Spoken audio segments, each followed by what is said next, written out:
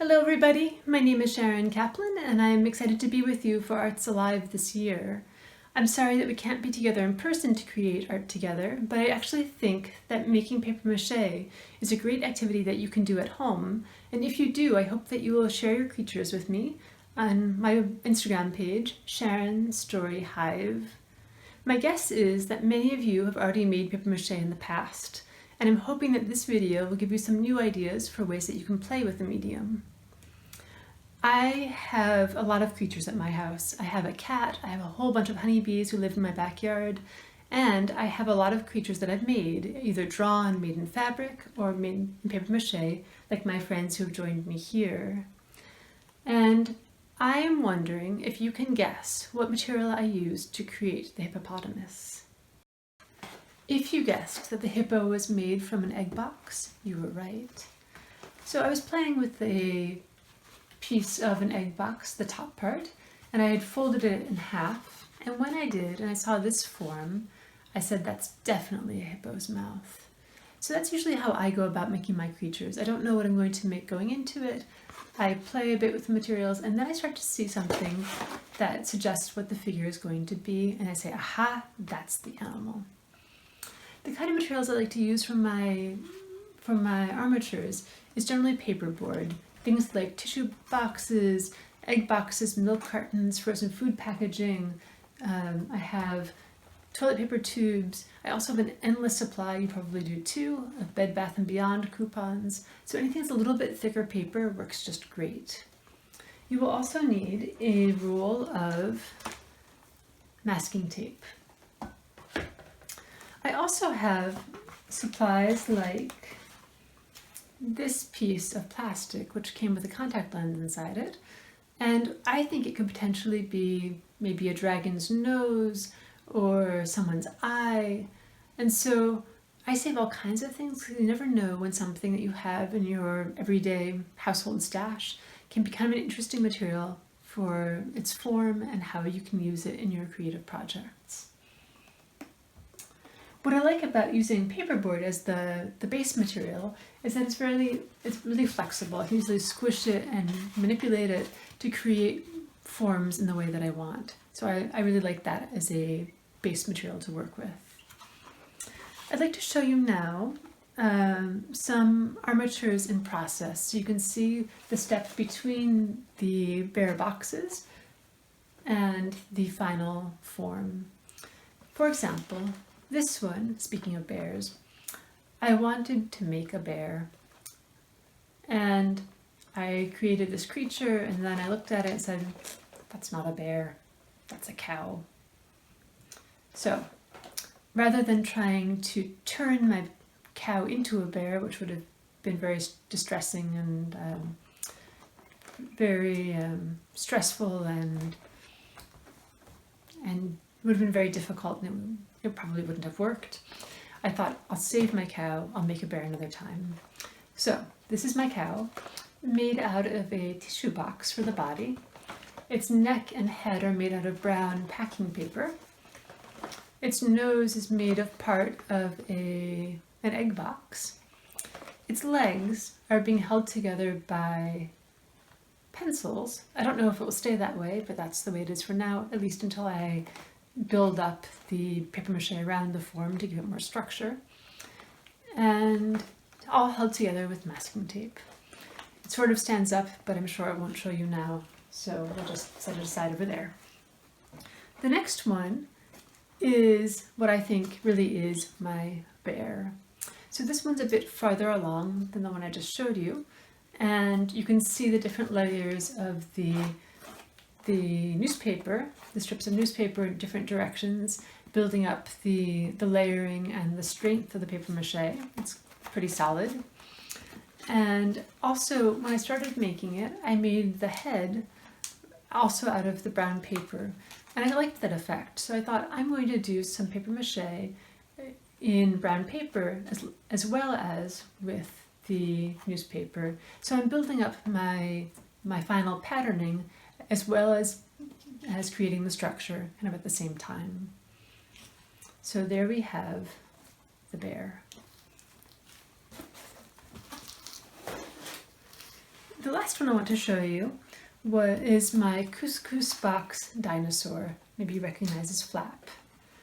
And this one, I really wanted him to stand on his back legs, but when I put him like this, he falls forward. Typical problem, not having it balanced properly. And I thought, what do I have in my supplies at home that I can stick into the back to make it balance better?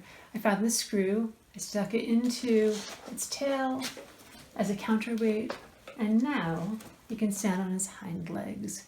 So I'm sure that you have supplies in your toolbox that can add to the engineering of your creatures to make them stand in the way that you want. Okay, I think we're ready to go ahead and build our armatures, so let's get on to that next. So we have some supplies here that we can work with. I think I'm going to start with the butter box. I'm going to take it and I'm going to just crumple it up. And when I have a little bit of a crumple, I'm going to say, let's see what happens. So I'm going to take my tape, pull around my crumple a little bit so it stays together.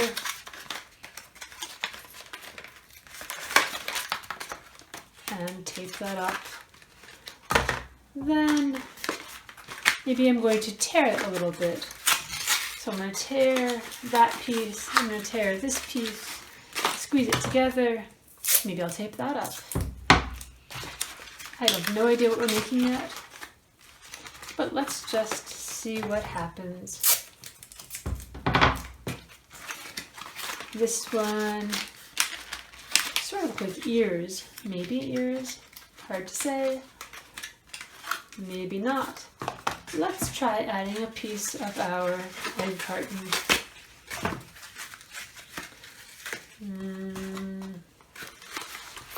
We can, maybe we're going to add the egg carton on it so that it creates a bit of depth, some extra thickness to our creature. So we'll grab it, we'll tape it together. Maybe we're going to push that around a bit, push this around. Who knows what we are making? But maybe eventually we'll start to see something. So we have a bit of a wad of something. Why don't we take a piece of our paper here? Maybe this one we're going to fold. We're going to fold it in different ways. Fold it, fold it, fold it, fold it. And maybe, oh, that starts to create a form too. Maybe that's interesting. So I just start by folding up, crumpling up little pieces. So we have kind of random shapes. Maybe we're going to see what happens if we add it here, if we add it here. I wish I could hear you, because maybe you'd give me some good ideas about what you see in it. I don't see anything yet. Oh, I think I'm starting to see something. I'm starting to see a bird.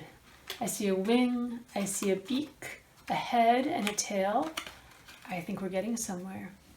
So let's keep on with that. We'll see if it becomes a bird. So I think I'm going to tape the wing on so that I have that piece to work with. I'm going to check the other side. This doesn't look like much of anything, but maybe now that we know what we think it might be, now we can try to make it become that. So from this side, I'm starting to see bird, but I think I want to see more tail on it. So I'm going to add something here that can be part of my bird's tail. It's going to have maybe a long tail like that.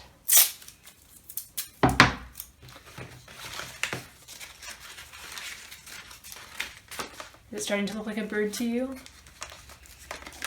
Oops. I'm losing its wing. More tape, more tape, more tape. Let's see. So the wing goes here. So we're going to tape more tape here. It's kind of ugly at this stage. There's a lot of, you have to be able to imagine how the figure is, and don't worry if it's sloppy, because you have time yet in the next layer, in the next section of the project, to refine the form, to cover it over, and to start to make it look like something for real. This, you're just building the skeleton, the general form, and I'm starting to see a bird. From that angle, it's kind of strange. So like I was saying before, the great thing about this is that you can squish it, you can squeeze it, you can start to manipulate it into what you want it to be, because it's a soft material that you can push around a bit.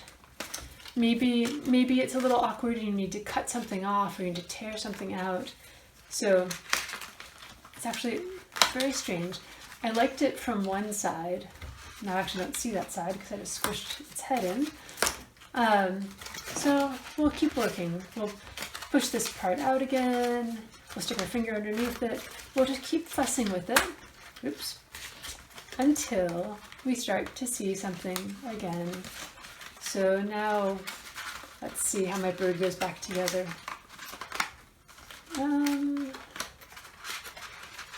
So I do this a lot, and eventually I start to make it become the thing that I saw in that one moment when it started to become a bird. Maybe it's a bird that has spikes on its back. That's kind of fun too. I like the texture of the egg carton in the back. So let's see.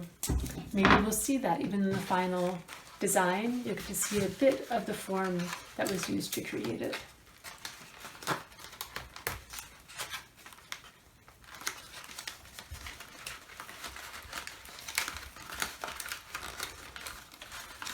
Let's see.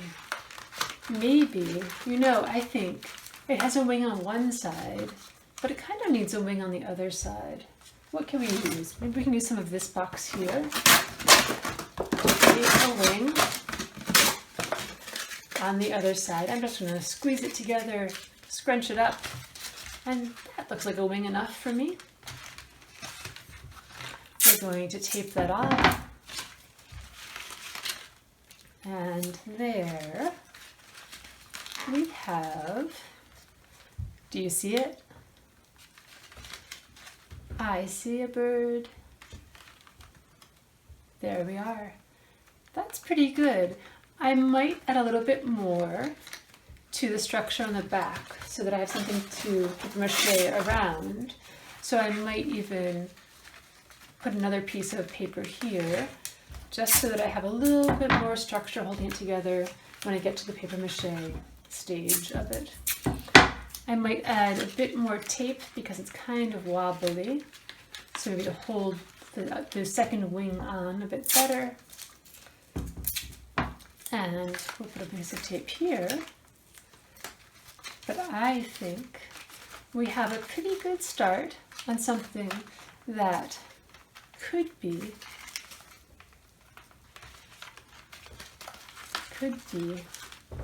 a bird.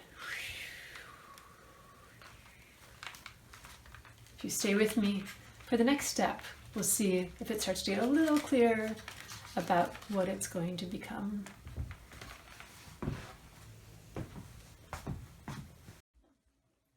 We're now at the stage where we're going to make our paste. Today we're going to make it with flour and water and make an uncooked paste. But lately I've actually been making paste out of cornstarch and water, making a cooked paste, and it has also a little bit of vinegar and a little bit of sugar. I'm not quite sure why the sugar and vinegar, and it might be the same without it, but it works with it, so I've just been following the recipe I found online. The reason that I've been using cornstarch lately is that I figure that flour is a pretty precious commodity these days with COVID-19, and so I wasn't sure it was a good idea to waste it on art, but it's easy, and so we're going to do that today in the studio. So what I do is I just take a bit of flour, take a bit of water. I like to just use my hands. I should take my ring off though, because not such a great idea to get all gluey. And I'm going to mix it up. You can use a spoon if this bothers you being so gunky like this. It's too thick. Still too thick. I should have had a spoon too, but let's see. This is getting a little bit better. So we'll probably work with this. It's okay if there are chunks in it. I'll pour the rest of my water in here and call that good. So my fingers are going to get all messy anyway. Might as well start now. So now I'm going to rip my newspaper up into pieces. And bits like that, bits like that, bits like that. Okay, so I have some newspaper pieces to work with. I have my creature, and I'm just going to dip my newspaper in there, and I'm just going to layer it on, kind of sloppy, and it will start to stick together when I take my next layers.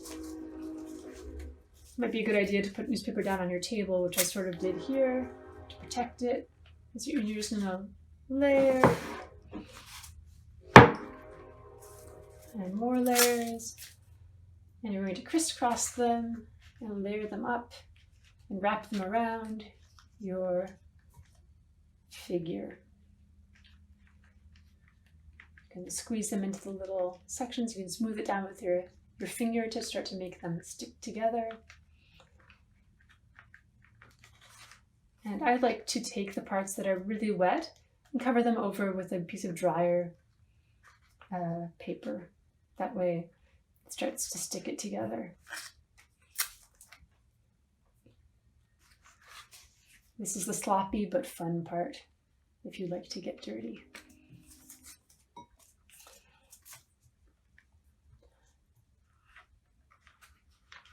So we're going to continue like this for a while, and we'll see how it goes.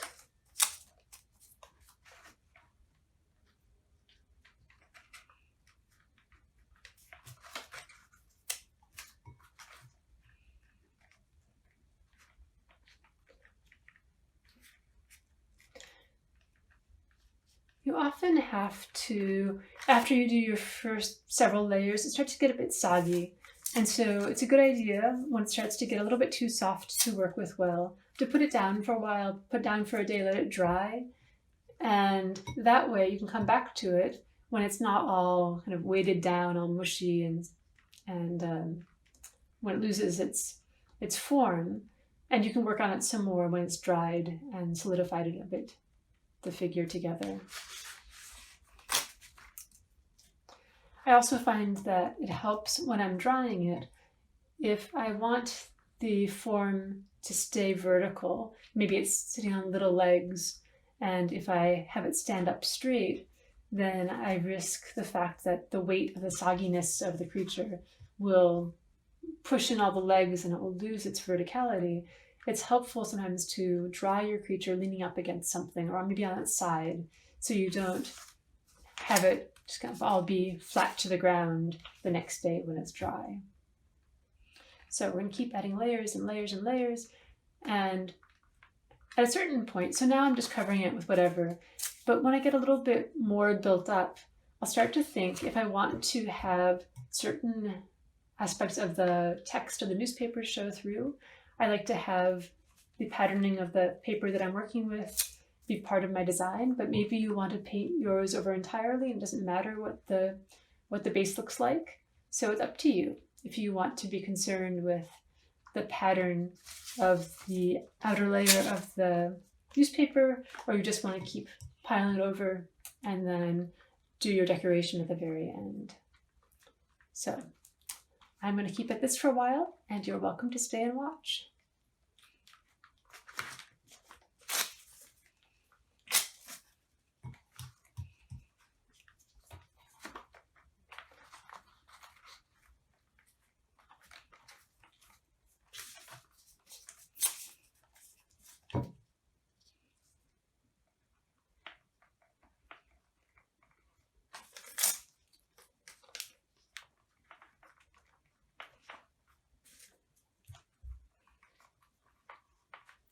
Super sloppy.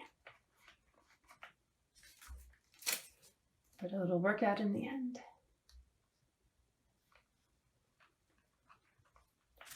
Take some drier pieces, stick them together, and we'll see if we can start to see our bird coming along.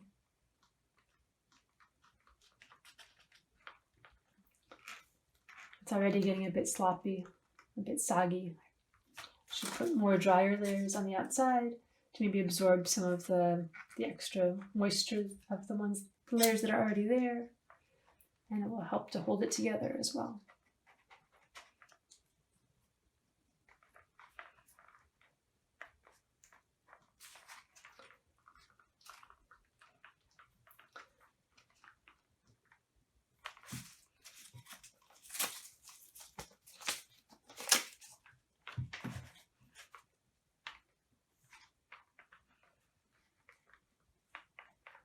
Oh, I like that. I like having the small text on the breast of the bird. So I might play with that later when I'm getting more to the point of having a top layer of trying to create the feathers out of the text of the newspaper. It's starting to look like something to me. I don't know if it looks like something to you yet.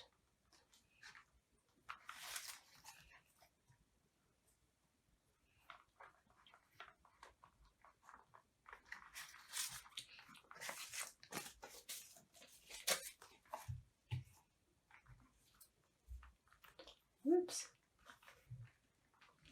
Oh, that's fun too. I like the dark layer. Maybe it's got like a dark patch of feather under its wing.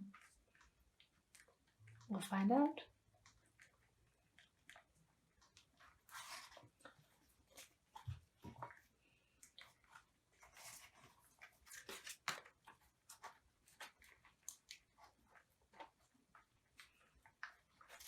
So I can push the wet paper into the holes of the egg box.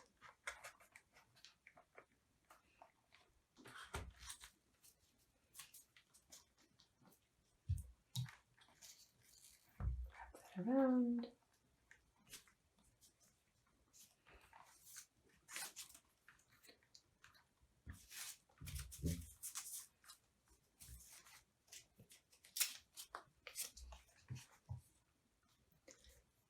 See.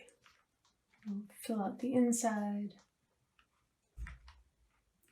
Maybe we don't want to push it down all the way. We want to let it kind of sit out because we want to fill in that form. So we can do that. Doesn't have to be flat. When it gets to be sturdy and built up, those layers will not matter, that they don't rest exactly against the form below. But you want enough layers built up that there's some strength in the part that's above the support of the armature. So we'll keep adding extra layers. Keep building up.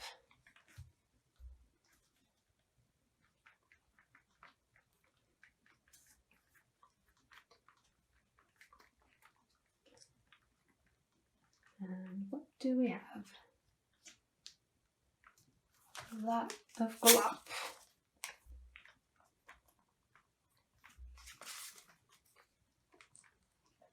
Oops. I don't want to cover that part up. I actually like the dark part. I want to remember that that's there.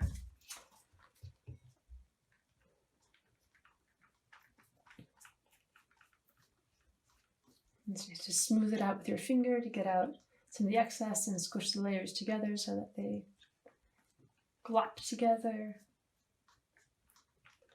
So let's see. Let's do a little more on the head. That could be interesting. Maybe the head is dark, or maybe it's dark and light together. So I have this patch of white. Maybe that's going to be under the neck.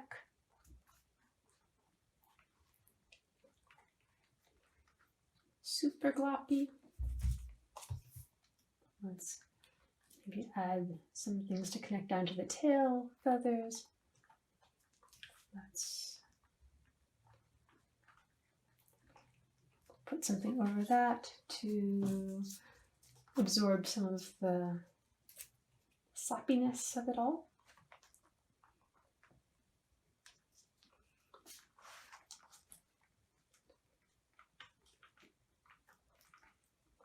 It's getting a little bit soggy. I might want to put it down soon and come back to it when it's dry and continue finishing the layers. So, but there we go. That's the start to our bird. Perhaps you can see some of its form, and we will let it sit for a while, and I'll come back and add additional layers, and then I'll come back and show you what it looks like when I have finished adding the papier-mâché layers. I think we have a bird.